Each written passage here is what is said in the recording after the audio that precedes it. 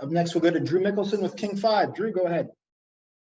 Good afternoon. Thank you all for your time. I had a question for the House members joining us today. Representative Dye has a bill that would create a commission on boys and men to provide research and resources for young men, older men, to look at suicide, violence, addiction, homelessness, issues that predominantly are more dominant in the for males. And she said that she's had a hard time getting any support behind it from the Democrats. Representative Ramos, who's the chair of that particular committee, says it won't have a hearing, and he would not offer an explanation why.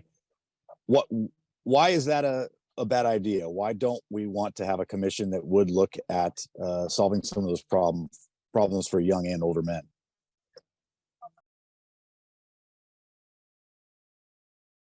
So I think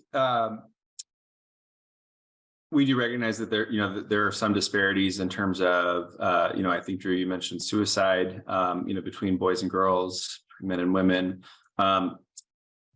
I think we want to be really careful that the solutions that we bring forward to help reduce incidents of, for example, youth suicide or gun violence are solutions that we don't narrowcast to just the segment of our society that's been historically most advantaged.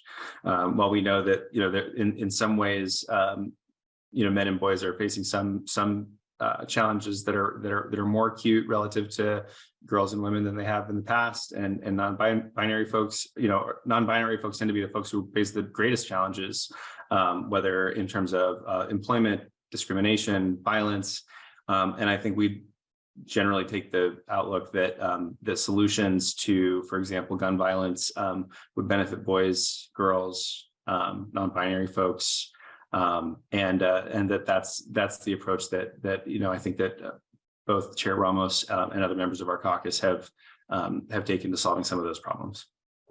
I will also add, Representative Dye has done a nice job of working to kind of pitch her case to other members around the body. I've seen titles of books floating around. I know she had guests around working to try and just advocate. And I think, this is the first time that I've heard of this approach, and I agree with the majority leader's approach to a more inclusive attempt to kind of solve these issues.